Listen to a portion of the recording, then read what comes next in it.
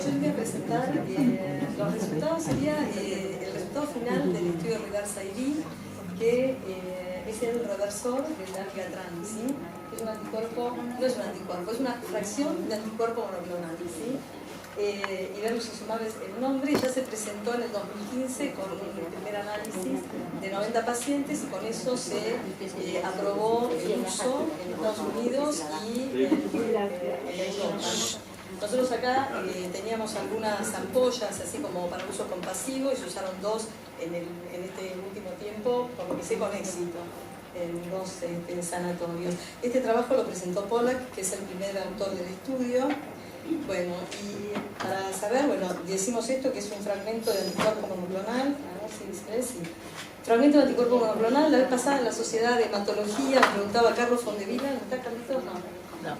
¿Cuánto duraba el anticuerpo? Y yo pensando, digo, ¿es un anticuerpo de durar 21 días? No, es un fragmento del anticuerpo monoclonal humanizado, y la vida media más o menos es entre 4,5 y 6 horas, ¿sí? Es como el dabigatran. Tiene una afinidad por el dabigatran que es 350 veces superior que la afinidad que tiene el dabigatran por la trombina, por lo cual el efecto de la reacción es muy intenso. No tiene targets endógenos, no veo nada del otro lado. Bueno, la solución viene en dos frasquitos que está lista para usar, cada ampolla tiene 2,5 gramos y se utiliza una ampolla intravenosa que puede hacerse en goteo o intravenoso lento a los 15 minutos la segunda aplicación. La acción es inmediata. Una de las cuestiones de seguridad que uno tiene que tener en cuenta es si tiene actividad anticoagulante o procoagulante intrínseca, la droga no lo tiene. Y lo importante es que el complejo de dabigatran con el iberlucizumab se elimina rápidamente del organismo. Entonces, este estudio era un estudio fase 3, era una sola rama porque no hay comparador efectivo para un paciente que tiene sangrado bajo anticoagulantes directos. Era un estudio multicéntrico. Fíjense que o incorporaron por lo menos 173 sitios y 39 países, lo que habla de que las complicaciones hemorrágicas realmente son más bajas. Tuvieron que incorporar un montón de lugares para llegar a la cantidad y esto se cerró en 3 años, casi 2 años largos. Y se analizaron dos grupos. Uno que es el grupo A, que eran pacientes que tenían hemorragia no controlada, ¿sí? O sea, ustedes saben que hay un protocolo de tratamiento de los pacientes que reciben anticoagulantes de acción directa. Si el sangrado es leve, uno suspende la droga, una dosis, 2 dosis, y evalúa al paciente. Si el paciente no sangra, seguirá el tratamiento y valoraremos si tiene bien las plaquetas, si tiene bien la función renal, etc. El paciente puede tener un sangrado más importante, entonces uno hace el sostén hemodinámico del paciente, probablemente le dé plasma, le dé glóbulos rojos, le dé plaqueta, pero no con un criterio de reversión, sino con un criterio de sostén hemodinámico. Podemos usar carbón activado cuando la droga se tomó dentro de las 3 horas, 4 horas, para aumentar la absorción de la droga y que no se siga absorbiendo. El paciente también puede ser dializado, el dabigatran dializa porque todo tiene poca afinidad a las proteínas, distinto de los inhibidores del 10 que tienen alta afinidad y no sirven de diálisis como herramienta para la reversión. Cuando los pacientes ya tienen sangrado mayor, que compromete la vida, pacientes que se descompensan, a todas estas herramientas nosotros no teníamos nada que darle y era una de las preocupaciones como hematólogos cuando tenemos estos nuevos anticoagulantes, con qué revertimos la hemorragia en el sistema nervioso central, el paciente que se desangra. Y en ese caso nosotros usábamos agentes bypassiantes, pero todo con un uso off-label. Bueno, entonces, el grupo A, donde se analiza esto, es pacientes con sangrado, hemorragia mayor, no controlada. O sea, es el paciente que ya pasamos los pasos de la reversión y sigue sangrando, compromete la vida. Que puede ser también el compromiso de la vida por localización. Un paciente con hemorragia del sistema nervioso central tiene criterio de reversión, o una hemorragia en un órgano crítico. Y el grupo B son pacientes que van a cirugía o a un procedimiento que se considera de urgencia. Y urgencia consideran que no puede demorarse más de 8 horas. ¿Por qué? Porque como la vida media es corta, si nosotros podemos esperar tiempo, el tiempo es antídoto y podemos dejar que decaiga la concentración. Entonces, lo importante es que están estudiadas las dos poblaciones, la de hemorragia y la de la cirugía. Cuando ustedes vean los trabajos de los otros reversores para el 10, que es el Andexanet, solo está estudiado el grupo de hemorragia, no de procedimientos quirúrgicos. Bueno, entonces se daban el iberlucizumab, que se va a llamar Praxvine, 5 gramos, 2,5 gramos en la primera administración. A los 15 minutos por lo menos separado por 15 minutos, la segunda administración. Lo importante es que el criterio de ingreso al protocolo es un criterio clínico, no es que esperaban análisis de laboratorio, o sea, consideraban si el paciente venía con historia o sabía que recibía dabigatran, ya era suficiente, más el sangrado mayor o el procedimiento, para incorporarlo al protocolo. Ahora, los puntos finales primarios son de laboratorio que era un laboratorio centralizado, o sea, el médico que estaba en la sala de emergencia no sabía el laboratorio que tenía el paciente, y también se hicieron laboratorios locales. El laboratorio centralizado analizaba todas las variables y las pruebas específicas, tiempo de coagulación con hecarina, tiempo de trombina diluida. El laboratorio local analizaba KPTT, pero no era una condición que tenía que saber el médico para aplicar la reversión. La reversión era solo por criterio clínico. Bueno, y después hacían un seguimiento a 90 días y los puntos secundarios eran todas las otras pruebas de laboratorio. Del grupo A, como digamos punto final secundario, evaluaban a criterio del médico en cuánto tiempo paraba la hemorragia. Eso era el criterio del médico tratante, veía cómo sangraba ahora, cuánto tiempo hasta que se controló el sangrado. El grupo B era el criterio del cirujano, que consideraba cuánto sangró la cirugía, si sangró más que lo habitual o si sangró como un paciente no anticoagulado. Era una escala subjetiva. Bueno, ¿por qué eligieron esta dosis? Bueno, no se ve mucho ahí, ustedes ven, yo de acá al costado veo mal y encima no veo, así que lo voy a mirar de acá. La dosis esta alta de 5 gramos se indicó porque consideraron que con eso se revertía. En los pacientes del estudio Orbilar, que es el de fibrilación auricular, los pacientes que tenían más altas concentraciones, llegando hasta el percentilo 99, esta dosis en estudios previos se demostró que la dosis revertía hasta el 99%, hasta las más altas concentraciones, para que ningún paciente que viniera con una sobredosis quedara sin reversión. Por eso usan los dos viales y los 5 gramos. Bueno. En esta cohorte final, 301 pacientes quedaron en el grupo de hemorragia no controlada, en el grupo B 202 pacientes, que son un 40%. Esta es la tabla de las características poblacionales. Fíjense, 2 puntos nada más, no sé si se ve de ahí, la edad en años, 79 años en el grupo A, 77 en el grupo B, que es una edad más alta que lo que entraba normalmente en el protocolo, lo que habla que son pacientes de mundo real, ¿sí? El otro punto para ver es el clínico de creatinina. Saben que por abajo de 30 mililitros no damos dabigatran, es una contraindicación porque tiene bioacumulación e insuficiencia renal. Fíjense que entraron pacientes, ya sea por sangrado crítico, por lo que tuvieran, para cirugía, pacientes que tenían insuficiencia renal y esos pacientes tenían muy altas concentraciones. Dentro de las comorbilidades era una población bastante comórbida, insuficiencia cardíaca, diabetes, accidente cerebrovascular previo. De las indicaciones por las cuales el paciente recibía dabigatran, la mayoría de los pacientes recibían la indicación por fibrilación auricular. Ustedes saben que hay 2 dosis para fibrilación auricular, 150 y 110. La mayoría de los pacientes recibían 110. Y hay un grupo muy chiquitito acá que recibe 75 cada 12, que esa no es una indicación que está aprobada para nosotros. Y esto lo usan en pacientes, en Estados Unidos está aprobada la dosis para pacientes que tienen un deterioro de la función renal y basado solo en un estudio farmacológico, no en un estudio donde se hayan comparado los eventos clínicos. Pero esta dosis nosotros no tendríamos que verla en la Argentina. Después se vio el tiempo a la última toma de dabigatran, 14 horas, y en el grupo quirúrgico 18 horas. No todos los pacientes, acá están los tiempos de trombina diluida y heparin clotting time. No todos los pacientes tenían efecto de dabigatran en el momento que entraron por sangrado o para cirugía. Como les dije antes, el criterio era, recibió dabigatran o estaba bajo dabigatran, se tiene que operar, le dan el reversor. Estos estudios de tiempo de trombina diluida son retrospectivos, están en esta tabla de población, pero son el análisis retrospectivo. Los análisis de eficacia se hicieron sobre los pacientes que tenían efecto de dabigatran. Pero, digamos, a pesar de que el paciente dice que lo había tomado, hay pacientes que no tenían efecto, por lo cual no la droga, o algo pasado.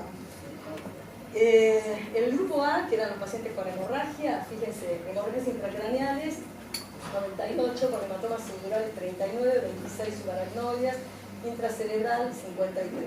El sangrado gastrointestinal era el más frecuente, que es en general lo que uno ve, alta y baja repartidas más o menos en la mitad de los pacientes, de origen desconocido, un tercio de los pacientes. Y había hemorragias intramusculares, retroperitoneales, derrame pericárdico, intraarticular, intraocular y otras hemorragias no especificadas. Con respecto a la gravedad de la hemorragia, clasificada por los criterios del ISTH, el 88% tenían hemorragia mayor o potencialmente mortal.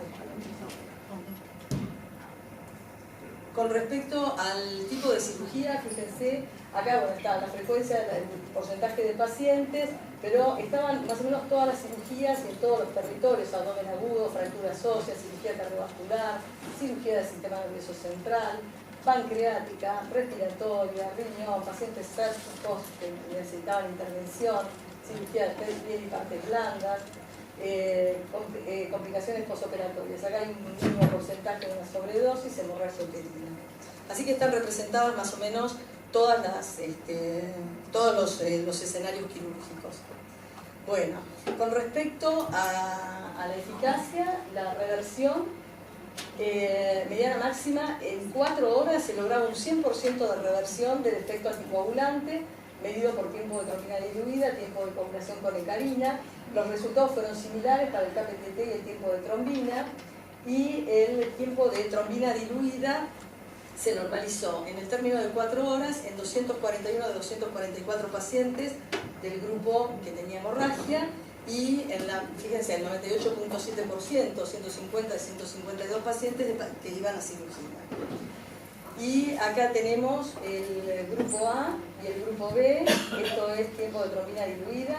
Fíjense, esta es la concentración, ¿sí? Esta es la mediana, este es el percentilo 25,75, este es el percentilo 5,95, y fíjense que de esta concentración, ¿sí?, bajamos inmediatamente, después del primer bolo, a valores que son absolutamente de reversión absoluta, valores normales de tiempo de trombina diluida, y esto se sostiene en el tiempo, no tiene un efecto rebote. A las 24 horas la reversión se sostiene. Y si nosotros lo analizamos, esto es el tiempo de trombina diluida entre los dos viales. Fíjense, ya con el primer vial la reversión la logran inmediatamente. Pero bueno, se tienen que administrar los dos viales. Eso fue similar para los dos grupos. Midieron también las concentraciones, esta es concentración de dabigatran, se observa lo mismo, un descenso de la concentración, y lo importante es que se sostiene en el tiempo.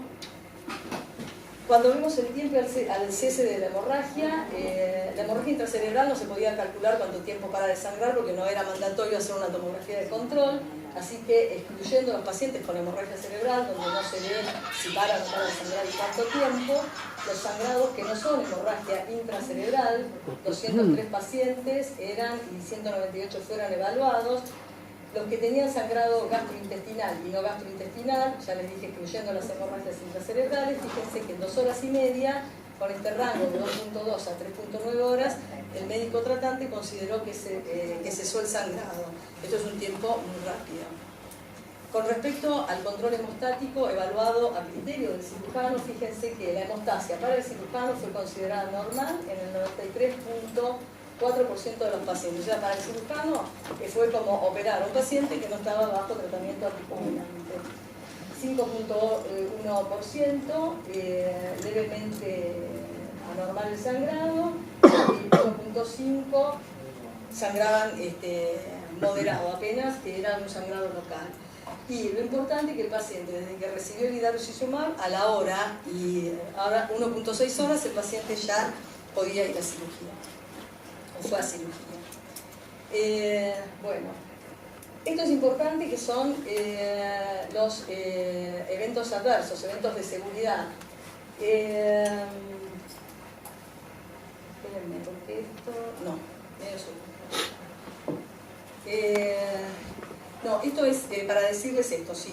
De las complicaciones a 30 días, de las complicaciones trombóticas, fueron bajas, 4.5, o sea, para el grupo global está alrededor del 5%, están divididos en grupo A, grupo B, 4.6 y 5%, a 90 días 6.3, 7.4. La mayoría de los pacientes pudieron reiniciar el dabigatran después de la reversión, y fue rápido el reinicio en la mayoría de los pacientes que iban a cirugía, los pacientes que habían recibido la reversión por una complicación hemorrágica tardaron más en reiniciar la anticoagulación, que es lo que pasa con cualquier paciente. Y fíjense que esto se ve acá también. 30% de los pacientes reiniciaron dabigatran, la mediana de tiempo 16 días, después del sangrado del grupo A. En cambio los quirúrgicos el 61% reinició y con un tiempo más corto, 6 días. Bueno, fíjense las cifras de mortalidad. La mortalidad 13% y 12.6%, grupo A, grupo B, y a 90 días 18%. Estas tasas de mortalidad en realidad están asociadas al evento por el cual el paciente era revertido, y no lo están asociando a mortalidad asociada a la reversión, por supuesto. Esa es la patología de base. Esto es, algunos pacientes recibieron una dosis más de datoxizumab, 4 pacientes del grupo A por resangrado después de las primeras 24 horas de la reversión, y 4 pacientes en el posoperatorio por resangrado. Y probablemente sean esos pacientes que se salían de la concentración cuando veíamos a 24 horas unas limitadas, unos puntitos rojos al final de la curva. Entonces, las conclusiones de este estudio, una cosita que no mostré, hubo pacientes que tuvieron complicaciones tromboembólicas, 5 pacientes tuvieron complicaciones tromboembólicas y había 3 pacientes que tuvieron embolia de pulmón casi a las 24 horas de la reversión. Lo asocian a la patología base del paciente, pero no tiene alerta de seguridad en cuanto a efecto protrombótico como tiene el Andexanet, que tiene por ahí una inhibición del inhibidor del factor tisular. Entonces estas son las conclusiones que para que esta cohorte de pacientes, que es multimórbida y que vimos que eran pacientes más añosos y que tenían un poco más de deterioro renal que para lo que uno usa habitualmente estos nuevos anticoagulantes, los 5 gramos de datoxizumab revirtieron el efecto anticoagulante en forma inmediata, completa y que fue sostenida en el tiempo. La mediana de tiempo al cese de sangrado fueron 2,5 horas para el grupo que sangraba. Para el grupo que se operaba, la mayoría de los pacientes tuvieron hemostasia normal, casi el 95%, 93%. A la hora y media, 1,6 horas, el paciente pudo ser derivado a la cirugía. El 3 y el 4 lo repetí, perdón, un error de la diapositiva. Y bueno, que la realización del tratamiento antitrombótico fue segura y sin alerta de seguridad. Y aquí terminaba la presentación. Después, lo importante creo que es esto, que es tener en cuenta que tenemos que tener protocolos de tratamiento de pacientes que tienen hemorragia o situaciones de emergencia. Fíjense, esta es la Sociedad Europea del Rhythm Association, se llama, de los que son los cardiólogos de arritmias, digamos, europea. Y ellos acá ya ponían el datoxizumab en pacientes que, estos son los de hemorragia leve, hemorragia moderada severa y los que tienen hemorragia que amenaza la vida. Acá, en los pacientes que tenían hemorragia moderada severa, que después que no lograban el control hemostático, ya ponen el datoxizumab. Y por supuesto, en los pacientes que tienen hemorragia que amenaza la vida como primera medida. Y bueno, esto es lo mismo en una situación de emergencia. Nosotros tenemos que confirmar la presencia de dabigatran, ya sea por historia clínica, por parientes, por prescripción, de ser posible, si tenemos el acceso, ver qué nivel de anticoagulación tiene el paciente. Si la hemorragia es moderada a severa, nosotros vamos a avanzar en el tratamiento y obviamente si tenemos el datoxizumab va a ser la primera medida y con eso vamos a sacar del escenario de la complicación por lo menos el tratamiento anticoagulante. No quiere decir que el paciente no siga sangrando, porque si necesita cirugía por un evento de sangrado va a tener que tener la cirugía o lo que fuera, ¿no?